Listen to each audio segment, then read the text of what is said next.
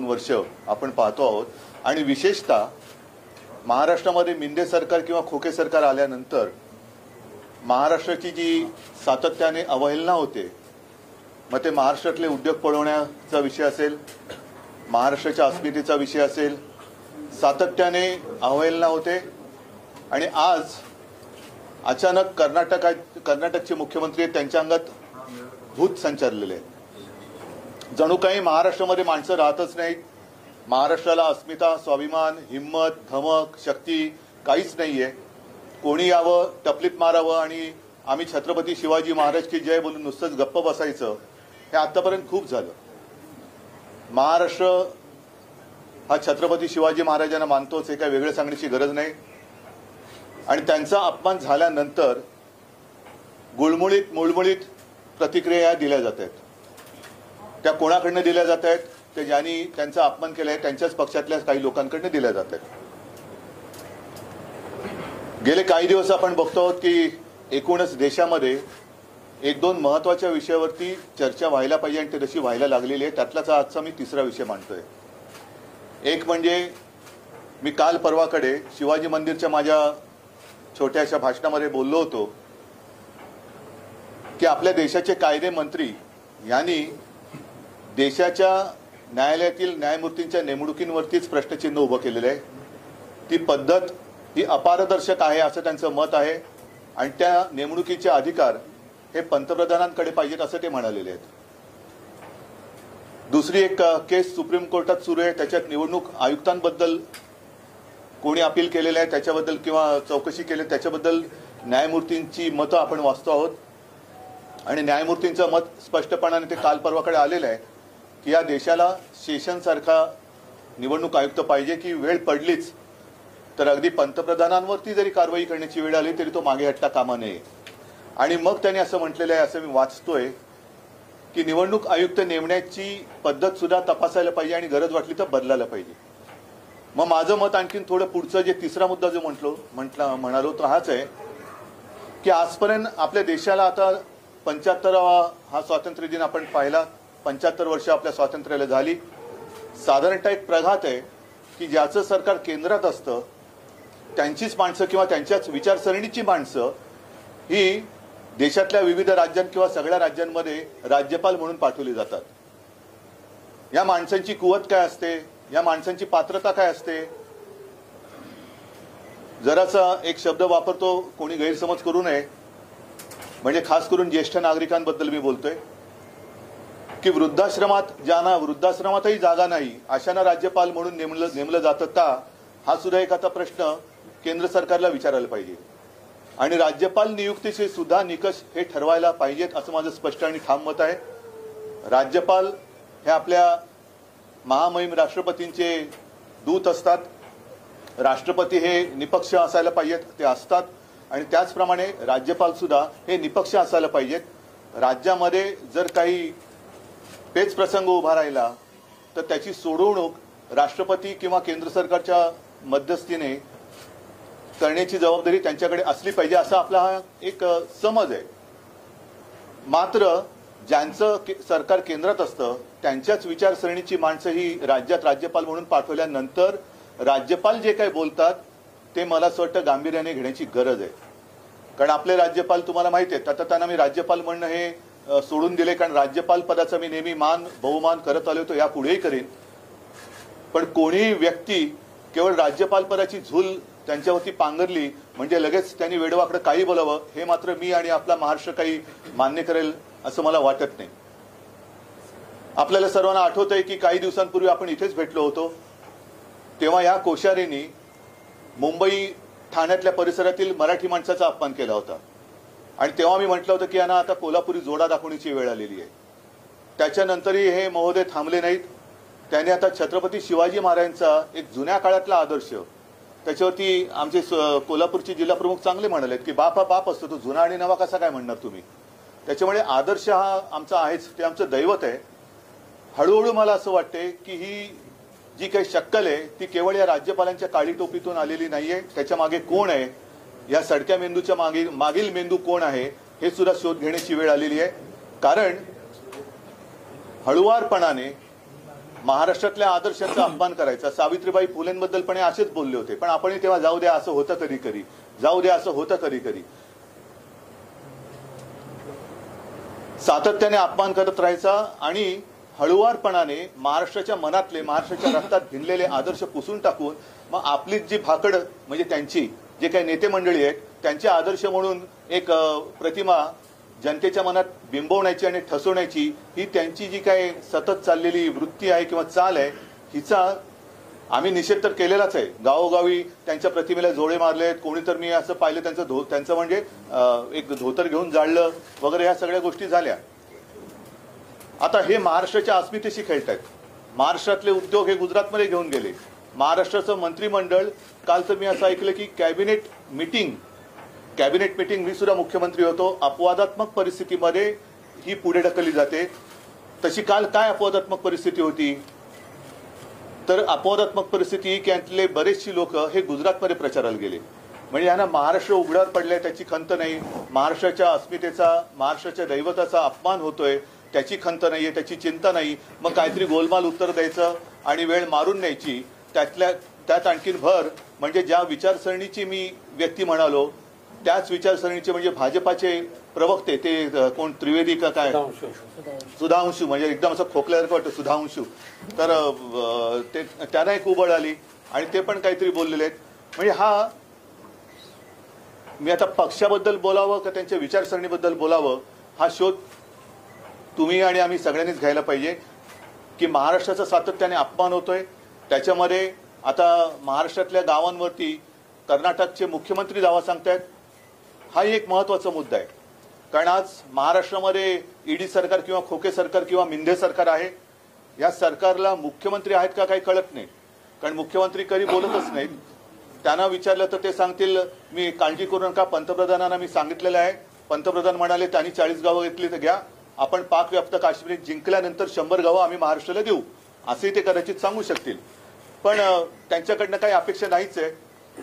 उपमुख्यमंत्री नेहमीप्रमाणे सारवासारव करतायत. पण सांगण्याचा मुद्दा काय की पक्षाचे किंवा राज्याचे मुख्यमंत्री, विशेषतः भारतीय जनता पक्षाच्या अखत्यारीतले, हे त्यांच्या वरिष्ठांच्या मर्जीशिवाय काही बोलू चालू शकतात का? आणि ते जर नसेल तर मग बोंबईच ना, बोंबई जे काय बोललेत हे त्यांच्या वरिष्ठांच्या परवानगीशिवाय बोललेत का? म्हणजेच भारतीय जनता पक्षाचा महाराष्ट्राच्या अस्मितेवरती घाला घालण्याचा हा प्रयत्न, महाराष्ट्राचे तुकडे पाडण्याचा प्रयत्न, महाराष्ट्राचे उद्योगधंदे इतरत्र पळून महाराष्ट्र बेकार कंगाल करण्याचा प्रयत्न हा त्यांचा पक्षाचा राष्ट्रीय कार्यक्रम आहे का? याचं उत्तर त्यांनी दिलं पाहिजे. आणि मला असं वाटतं बरेच जण, आज पवारसाहेब पण बोललेत, स्वतः उदयनराजे बोललेत, संभाजीराजे पण बोलतायत, आणखीन सगळेच बोलतायत. आता वेळ आलेली आहे की जर ह्या राज्यपालांना हटवलं गेलं नाही तर या महाराष्ट्रद्रोह्यांचा विरोध तमाम महाराष्ट्र प्रेमींनी एकत्र येऊन केला पाहिजे.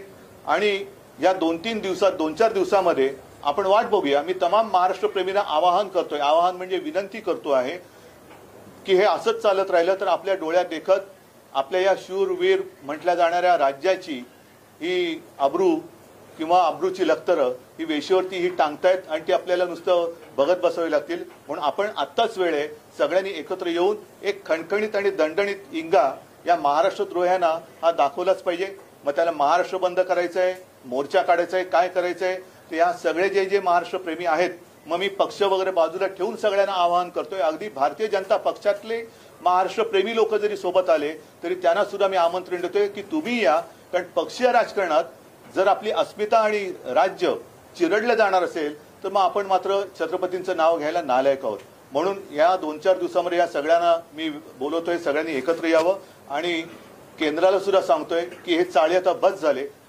आपण इकडे जे सॅम्पल पाठवलेले आहे त्या सॅम्पलला परत त्याच्या घरी पाठवा.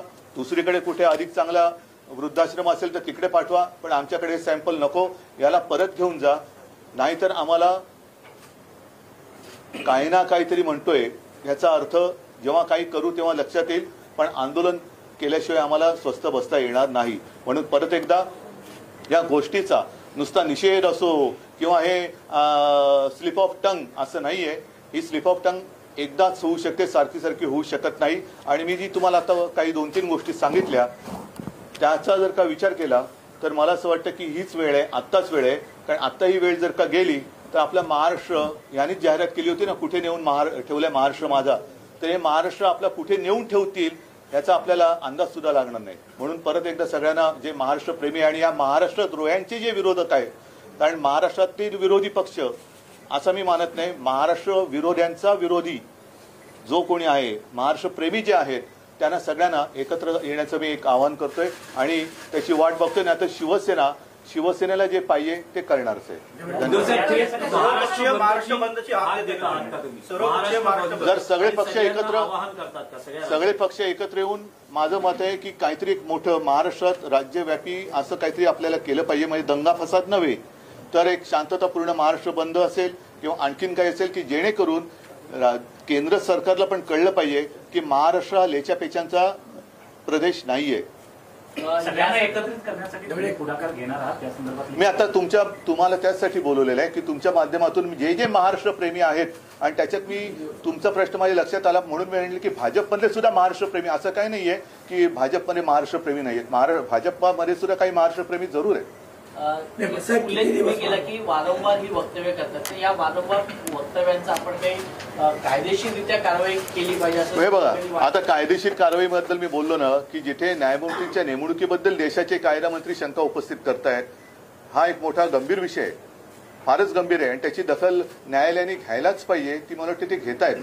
कारण केंद्राचे आपले केंद्रीय कायदा मंत्री जर असं म्हणत असतील तर मग आपण न्याय मागायचा कोणाकडे? कारण ती जी एक तो न्यायवृंद, त्याला एक शब्द आहे किंवा कोलोजियम, हीच पद्धत त्यांना रद्द करून जर न्यायमूर्तींच्या नेमणुका सुद्धा त्यांना करण्याचे अधिकार, जसं निवडणूक आयुक्तांबद्दल जे काय आता न्यायालयाने प्रश्न उपस्थित केले, तसंच मुख्य न्यायाधीश असो, इतर न्यायाधीश असो, यांची सुद्धा नेमणुकीचे अधिकार केवळ पंतप्रधानांकडे द्यायचे असतील तर मग त्याच्यापेक्षा न्यायालय बंद केलेली बरी. आणि म्हणूनच मला वाटतं की न्यायालय सुद्धा जागरूक आहे. न्यायदेवता आपण आंधळी म्हणतो, पण ती काय बहिरी नसते. हे सगळे शब्द ती ऐकते आणि याच्याबद्दल सुद्धा न्यायदेवता काय इलाज करायचं ती करेल.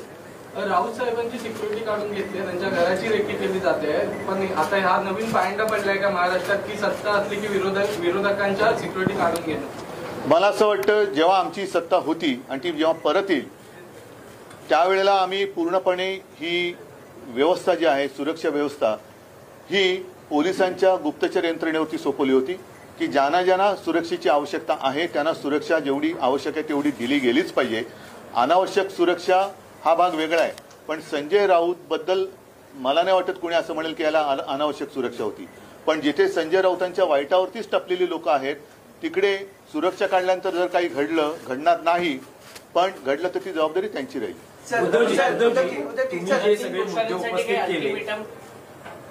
तुम्ही सगळे जे मुद्दे उपस्थित केले आणि महाराष्ट्र बंदची ही तुम्ही त्या दृष्टीनं भूमिका ही व्यक्त करताना दिसत आहात, पण भाजपचे नेते आणखी एक मुद्दा या निमित्तानं उपस्थित करत आहेत की राहुल गांधी महाराष्ट्रात येतात, सावरकरांच्या बाबतीत बोलतात आणि उद्धवजी फक्त आपण त्यांच्या विधानाशी सहमत नाही इतकीच भूमिका मांडतात. शिवसेना पण छत्रपतींचा अपमान करणाऱ्यांनी आम्हाला सावरकरांचं महत्व पटवून देण्याचा प्रयत्न करू नये.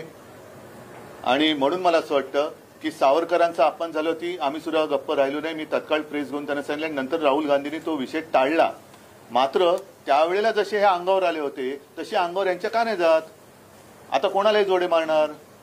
नाही, मला एक फक्त नाही मी सांगतो ना, साहेबांनी जे सांगितलंय त्याच्यावरती तुमचं एक फक्त जोडतो की उद्धवजींनी तर इशारा दिलाच होता, पण शिवसेनेकडून महाविकास आघाडीला तडे पडतील असं स्वतः बोललेले. हा, म्हणजे हे शिवसेना पक्षप्रमुखांच्या वतीनं बोललो की आम्हाला परवा नाही, अशा प्रकारच्या वक्तव्यामुळे महाविकास आघाडीला तडे पडतील, ऐक्य धोक्यात येईल आणि मी हे सहन करणार नाही, एवढी ठाम भूमिका माननीय पक्षप्रमुखांनी घेतलेली आहे. तशीच भूमिका आता या मिंदे गटाने घ्यावी. मी आता सांगितलं ना तुम्हाला की येत्या 2-4 दिवसामध्ये आपल्याला हा विषय तडीस न्यावा लागेल आणि तोपर्यंत जे महाराष्ट्र प्रेमी आहेत, जे शिवछत्रपती प्रेमी आहेत, फुले प्रेमी आहेत, त्या सगळ्यांनी, कारण छत्रपती शिवाजी महाराज झाले नसते तर हे कोश्यारी बुवा किंवा ते काय मगाशी मग काय बोलतो सुधांशू, ते कुठे असते आणि कोणत्या वेशात असते ह्याचा पत्ता लागला नसता. तसंच सावित्रीबाई फुले झाल्या नसत्या तर महिला शिक्षणाचं काय झालं असतं. तर एकूणच हे आता अति झालं. ज्याला काही आगापिछा नाही अशी लोक राज्यपालपदी नेमली जात आहेत आणि राज्यपाल पदाची अवहेलना होते, पर्यायाने महाराष्ट्राची होते. अरे इतना सब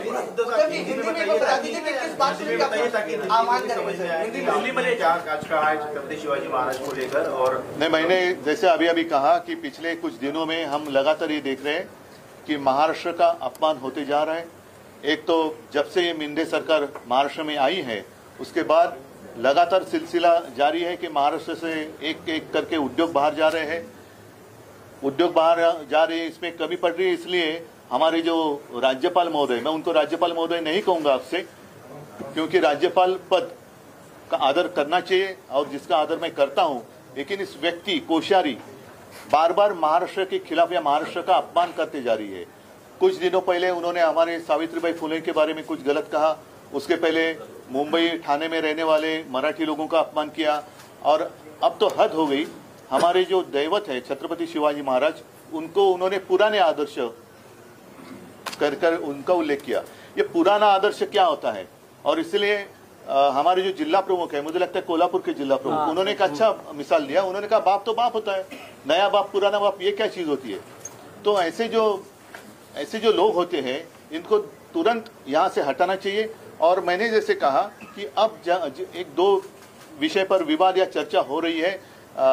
जैसे हमारे देश के लॉ मिनिस्टर है किरण रिजिजू, उन्होंने तो आशंका जताई है कि जो भी हमारे जस्टिस होते हैं उनकी नियुक्ति होती है उसके लिए कोलोजियम होता है, उसके ऊपर उन्होंने आशंका जताई है कि ये इसमें अपारदर्शिता है और वो अधिकार प्राइम मिनिस्टर को होने चाहिए. मतलब ये जो पूरी संस्था है, न्याय संस्था, वो भी आपके हाथ में वो लेना चाहते हैं, जिसका विरोध तो होना चाहिए और उसके ऊपर कार्रवाई कोर्ट तो करेगी. साथ ही साथ और एक विवाद चल रहा है, एक केस चल रही है सुप्रीम कोर्ट में इलेक्शन कमिश्नर के बारे में, और उसमें हमारे जो न्यायमूर्ति साहब है उन्होंने कहा है कि ये इलेक्शन कमिश्नर कैसे उनको नियुक्त किया जाता है उसके ऊपर भी एक चर्चा होनी चाहिए, उसकी कुछ तो सिस्टम होनी चाहिए. और इसी तरीके से गवर्नर या राज्यपाल कौन नियुक्त करता है, क्या क्राइटेरिया है. अब तक तो ऐसे माना जाता है और हमने देखा है कि जिसकी सरकार केंद्र में होती है वो उनके मर्जी से उनके व्यक्ति अलग अलग राज्य में भेजते हैं. स्वाभाविक है, जो भी व्यक्ति वो राज्य में भेजते हैं वो उनके विचारधारा के अनुसार चलते हैं. और अब ये सवाल उठता है कि जो हमारे कोश्यारी शिवाजी महाराज जी के बारे में जो उन्होंने कहा, सावित्रीबाई फुले के बारे में उन्होंने कहा, तो विचारधारा की अगर बात करें तो ये क्या भाजपा की विचारधारा है. दूसरी बात, ये थोड़ा कम हो रहा है या इससे शायद नजर हट जाए, इसलिए हमारे जो पड़ोसी राज्य है उसके जो मुख्यमंत्री है बोमई, ऐसे लगता है कि उनके शरीर में भूत ने प्रवेश किया है, अंगत भूत है तो म्हणता ना. और क्या कैसे पता नहीं, हमारे 40 गांव पर उन्होंने दावा ठोक दिया. तो क्या महाराष्ट्र में लोग रहते नहीं है? महाराष्ट्र में क्या हिम्मत नहीं रही? बाकी महाराष्ट्र का स्वाभिमान वगैरह हमने कुछ छोड़ दिया? और ये ऐसे कोई भी आएगा और हमारे खिलाफ कुछ भी बकते चले जाएगा, ये अभी बर्दाश्त नहीं होगा.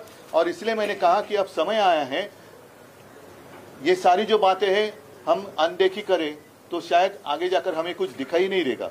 तो अब समय है, और मैं आपके माध्यम से जितने सारे महाराष्ट्र के प्रेमी है, छत्रपति शिवाजी महाराज जी के प्रेमी है, फुले, शाहू, अंबेडकर सब प्रेमी है, भक्त है, उनको मैं कहता हूँ चलो पार्टी बाजू में रखते हैं. अगर हमारा राज्य रहेगा तो हम रहेंगे. देश तो बड़ा है, देश तो रहना ही चाहिए, लेकिन राज्य की अस्मिता, राज्य का स्वाभिमान, उसको अगर ठेस पहुंचती है तो हमें इकट्ठा आकर उसका विरोध करना चाहिए. और कुछ दिन इंतजार करेंगे, 2-5 दिन इंतजार करेंगे. अगर ये जो पार्सल है वो आया था अमेजोन से, वो अमेजोन से वापस जाए तो अच्छा है, नहीं तो उसको वापस भेजना पड़ेगा. और नई कोई काबिल व्यक्ति महाराष्ट्र में इस स्थान पर आनी चाहिए, अन्यथा हमें कुछ ना कुछ करना पड़ेगा. जैसे महाराष्ट्र बंद की बात हो या विराट मोर्चे की बात हो, या देखा जाएगा, सबको साथ में लेकर हम तय करेंगे.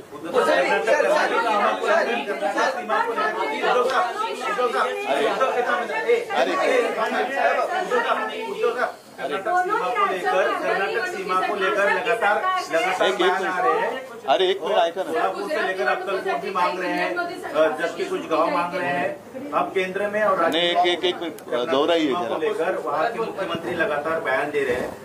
राज्य और केंद्र में दोनों जगह बीजेपी की सरकार है. नहीं, राज्य भाजपा की ही सरकार है. अरे एक करके पूछिए ना. हाँ, इस पूरे मामले को लेकर आप कैसे इसको देखते हैं? और नहीं, सरकार जैसे मैंने कहा ना कि हमारे यहाँ तो मुख्यमंत्री पहचान कौन जैसे मुख्यमंत्री कौन, और लगातार ये उप मुख्यमंत्री कुछ बातें करते जा रहे। मुख्यमंत्री को तो हिम्मत नहीं है इसके खिलाफ कुछ बात करने की। स्वाभाविक है, ऊपर वाले की मर्जी, जो ऊपर वाले कहेंगे उनको वहाँ जैसे बोलना पड़ता है। तो जो कर्नाटक के मुख्यमंत्री भारतीय जनता पक्ष के हैं, उन्होंने जो अचानक बात छेड़ी है, क्या उसको ऊपर से आशीर्वाद है या ये केंद्र की मानसिकता है, ये भी स्पष्ट होना चाहिए। और ये विरोध करेंगे, हम जाने नहीं देंगे, ये फिजूल की बातें हैं। अब स्वयं मतलब अपने राज्य के बहुत सारे मंत्री तो गए गुजरात में प्रचार के लिए, ऐसे मैंने पढ़ा।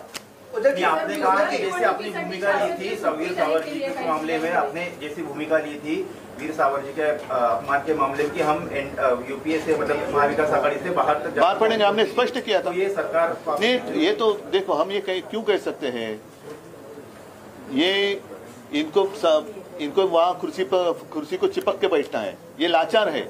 ये छत्रपति शिवाजी महाराज का महाराष्ट्र है और उस महाराष्ट्र के हम मुख्यमंत्री हैं, ये भावना उनके मन में नहीं है। हम मुख्यमंत्री, हम मतलब वो बने वो ऊपर वाले की मेहरबानी से, दिल्ली वाले की। तो दिल्ली के खिलाफ क्या कहेंगे? क्या वो कुर्सी छोड़ सकते हैं? हिम्मत है उतनी? और ऐसे महाराष्ट्र के अपमान सहना, क्या ये बाला साहब का हिंदुत्व है?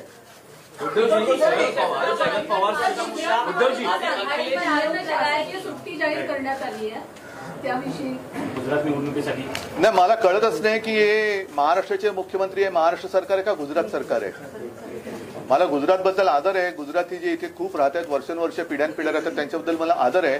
पण असा काय प्रकार आहे? महाराष्ट्राच्या निवडणुकीच्या वेळेला कर्नाटकात सुट्टी असते का? मध्य प्रदेशमध्ये असते का? हा कोणता नवीन प्रकार? उद्या पाकिस्तानच्या निवडणुकीसाठी पूर्ण देशात सुट्टी जाहीर करतील, काय सांगावं? पवार साहेब सीमावादावर महाविकास आघाड़ी पर आरोप लगाया कि महाविकास आघाड़ी ने जब श्रद्धा ने शिकायत की थी पुलिस ने महाविकास आघाड़ी सरकार के दौरान, क्या श्रद्धा पालकर नहीं, ठीक है, ये विषय बड़ा है, अलग है, गंभीर है। इस विषय में आप मत लिए, अलग से इसके ऊपर बात आधी राहुल गांधी, मग तेजस्वी यादव आणि आता अखिलेश यादव यांची भेट आदित्य ठाकरे अखिलेश यादवचं वगैरे अजून पुढे जाहीर नाही केलेलं आहे। पण मला असं वाटतं की आजची ही प्रेस कॉन्फरन्स मी बोलले तेवढ्या पुरती सीमित ठेवूया, त्याच्यानंतर सुद्धा जे विषय असतील